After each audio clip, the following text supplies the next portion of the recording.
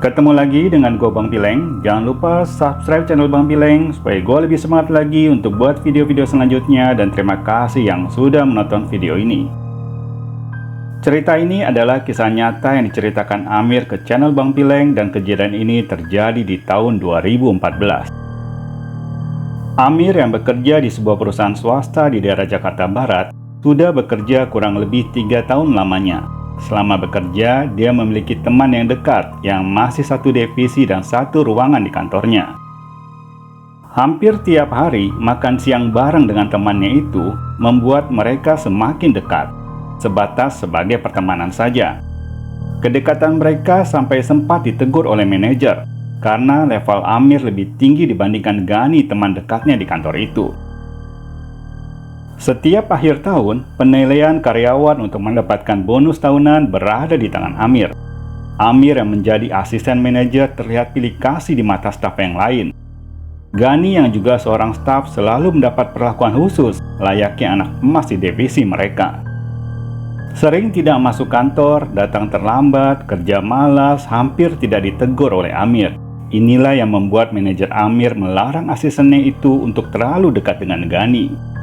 Bagi Amir, selama pertemanan itu wajar dan tidak mengganggu privasi, dia tidak menghiraukan omongan orang lain. 6 bulan setelah Gani menikah, Gani baru memberitahu Amir kalau istrinya sedang hamil. Kehamilan istri Gani baru diceritakan setelah Amir memberikan surat peringatan pertama karena Gani sering datang terlambat. Dengan memohon, Gani berharap masih bisa bekerja di kantor mengingat tidak lama lagi istrinya akan melahirkan. Amir yang merasa iba hanya bisa memberi nasihat agar Gani berubah, bisa membedakan mana waktu untuk bekerja dan mana waktu untuk keluarga, supaya tidak sering-sering izin dari kantor. Siang itu mereka makan bareng di food court di mall yang berada di sebelah kantornya. Mall yang dikelilingi puluhan ruko tidak terlalu ramai saat jam makan siang. Banyak karyawan yang lebih memilih makan di ruko yang menyediakan kantin untuk makan. Setelah memesan ayam goreng, mereka mencari tempat duduk yang mejanya sedikit lebih lebar. Karena kali ini mereka tidak berdua, melainkan bertiga dengan Ricky yang berbeda divisi dengan mereka. Tak berapa lama, ayam goreng dan es teh manis sudah sampai di meja mereka. Dengan lahapnya karena lapar, mereka langsung menyantap makanan itu. Entah datangnya dari mana, Amir melihat seekor kucing hitam duduk melihat mereka dengan jarak sekitar 2 meteran. Tuh kucing dari mana? Tadi gue nggak lihat, tahu-tahu udah ada di situ aja, kata Amir sambil melempar sepotong daging ayam ke kucing itu. Kok di mall ada kucing ya? Tanya Ricky. Ini kan bukan mall kelas atas, mall biasa. Bisa aja datang dari pintu buat barang dia masuk. Berbeda dengan Ricky dan Amir yang memperhatikan kucing hitam yang sedang memakan daging yang dilempar Amir tadi. Gani tetap fokus dengan makanannya. Jangankan untuk berbicara, melihat ke arah kucing saja dia tidak menoleh. Setelah daging yang di lantai habis dimakan, kucing itu perlahan-lahan mendekati Gani. Kaki bagian depan kucing menyentuh sepatu Gani, seperti ingin meminta makan sisa makanan yang ada di atas meja. Gani langsung menoleh ke bawah melihat kucing hitam itu.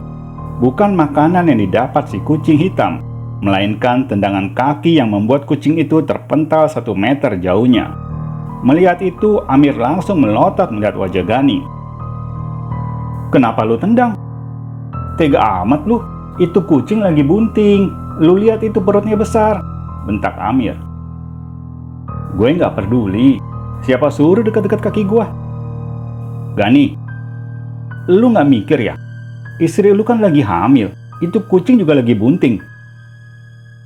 Terus hubungannya apa sama istri gua?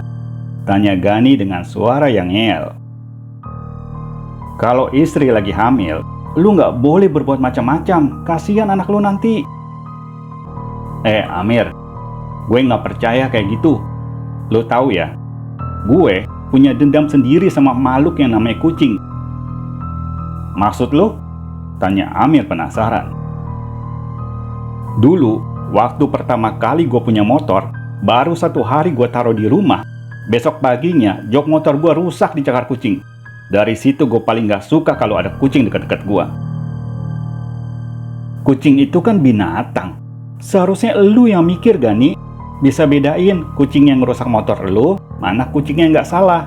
Gak semua kucing lu tendang. Apalagi cuma minta makan. Mana lagi bunting tuh kucing. Itu urusan gue, Mir.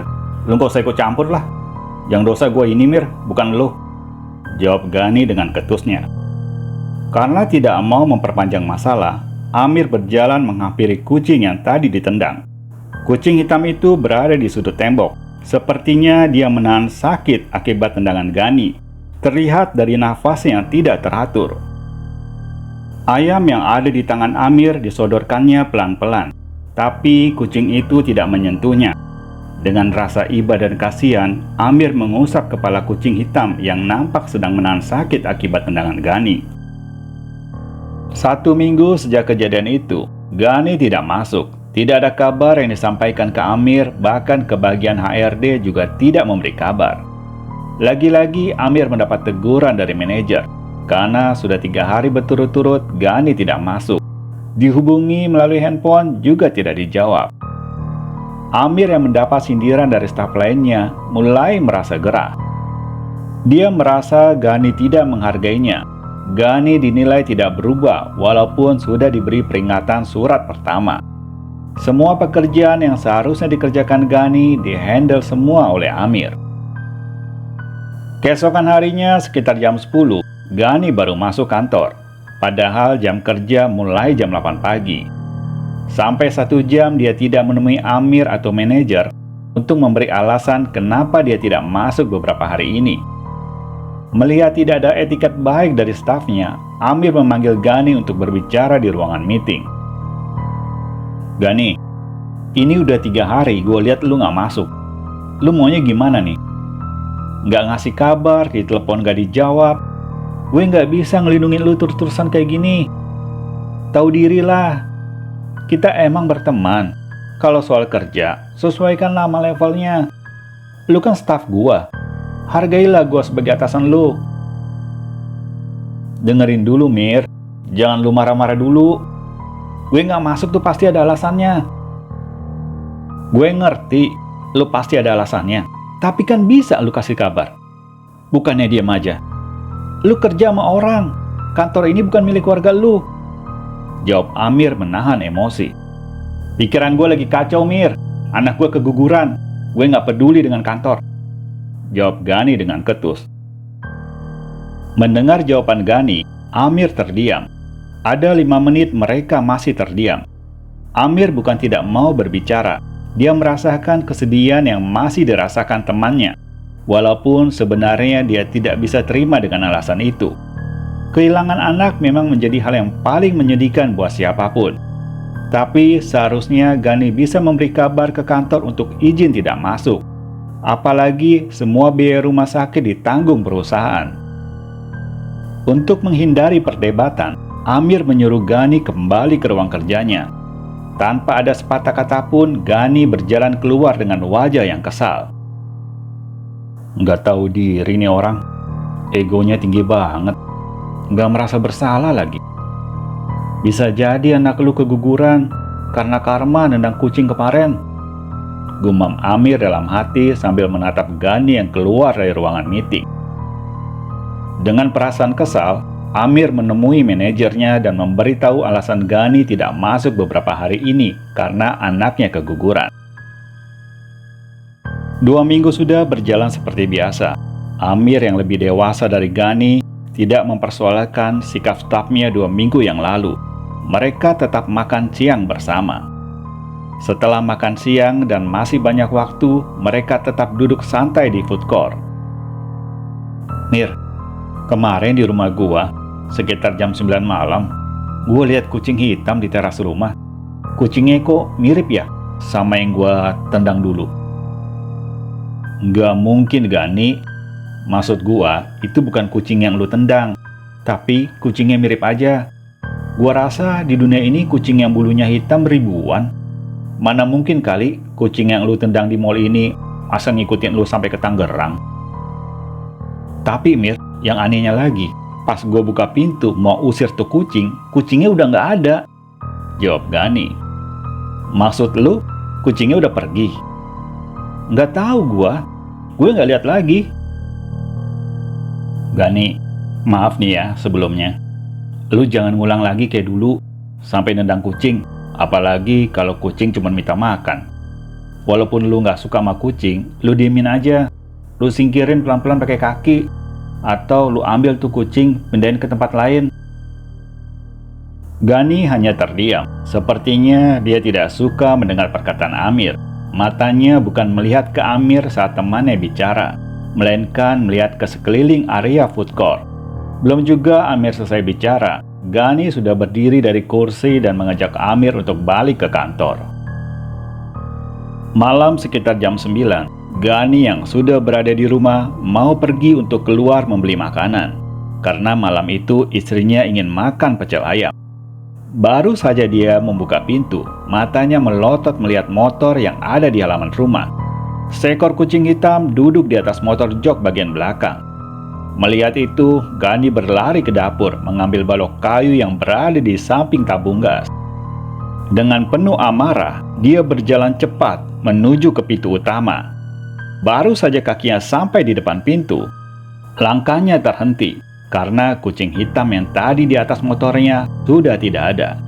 Karena penasaran, dia mencari ke sekitar halaman, bahkan sampai ke jalan yang berada di depan rumahnya. Tapi kucing hitam itu sudah tidak ada. Kebesokan harinya, saat makan siang, Gani menceritakan kucing yang dilihatnya tadi malam ke Amir. Amir yang merasa sudah jenuh menasihati temannya itu hanya terdiam. Matanya melihat ke sekeliling yang ada di area food court. Melihat tingkah laku Amir, Gani merasa tersinggung.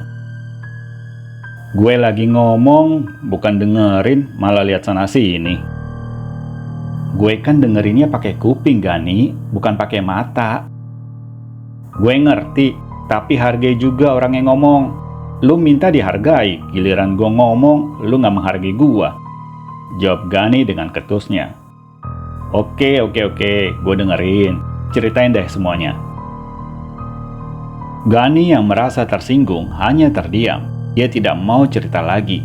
Amir yang melihat wajah Gani juga ikut terdiam. Egois banget nih manusia. Nggak pernah ngaku kalau dia salah. Kalau bukan karena kasihan, gue udah pecat nih orang. Gumam Amir dalam hatinya. Waktu terus berlalu. Waktu jam kerja sudah menunjukkan jam 5 sore. Sebagian karyawan sudah bersiap-siap untuk pulang. Tak terkecuali Gani yang nampak terburu-buru turun ke lantai 2. Amir yang masih sibuk dengan pekerjaannya tetap berada di ruangan kerja. Sampai tak terasa waktu sudah menunjukkan pukul 6 sore. Karena lelah, dia memutuskan untuk membeli minuman di luar. Tepat di teras ruko kantornya, Amir melihat motor Gani masih terparkir di sana. Seekor kucing hitam duduk tepat di jok belakang motor Gani. Ricky yang juga ada di teras ruko menunjukkan jarinya ke arah kucing yang berada di atas motor. Amir yang melihat itu langsung menghampiri. Dengan kedua tangannya dia membawa kucing hitam itu ke tempat lain yang agak jauh. Saat yang bersamaan dia berpapasan dengan Gani yang baru pulang membeli makanan. Mata Gani tertuju ke kucing hitam yang digendong Amir. Mir, dari mana tuh kucing? Amir tidak menjawab. Dia meletakkan kucing itu di lantai dan menyuruhnya untuk pergi. Mereka berdua kembali ke teras ruko kantor. Tanpa basa-basi lagi, Gani langsung naik ke motor dan pergi. Melihat itu, Ricky dan Amir tertawa. Untung aja dia nggak lihat tuh kucing di atas motornya, kata Ricky sambil membuang puntung rokok di tangannya. Bisa habis tuh kucing sama dia, jawab Amir sambil tertawa. Kebesokan harinya sampai jam 11 siang, Gani tidak terlihat di meja kerjanya. Sampai 3 hari kemudian masih juga tidak ada kabar dari Gani. Amir yang sudah malas mengurus stafnya itu dengan terpaksa datang ke rumah Gani. Karena selama 3 hari dihubungi melalui telepon tidak ada jawaban. Setiba di rumah Gani, seorang wanita setengah baya yang ternyata ibunya Gani memberitahu kabar bahwa Gani sedang dirawat di rumah sakit.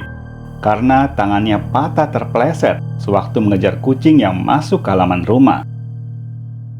Mendengar itu, Amir menjadi penasaran. Dia meminta ibunya menceritakan secara detail kenapa Gani sampai mengejar kucing yang masuk ke rumahnya. Ibunya sendiri tidak tahu persis kejadiannya. Yang wanita itu tahu Gani minta tolong karena jatuh dan merasa tulang di bagian lengannya patah. Setelah dari rumah Gani, Amir langsung ke rumah sakit menjenguk temannya itu. Di rumah sakit, Amir mencoba bertanya lagi apa yang menyebabkan Gani terjatuh. Jawaban yang didapat dari Gani berbeda dengan keterangan dari ibu Gani. Gani hanya mengatakan dia terpleset saat berjalan di halaman karena lantainya basah.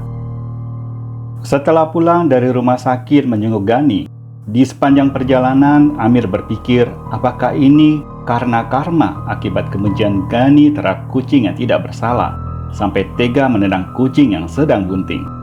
Atau ini teguran dari Yang Maha Kuasa agar Gani bisa berubah untuk menjadi manusia yang lebih baik lagi.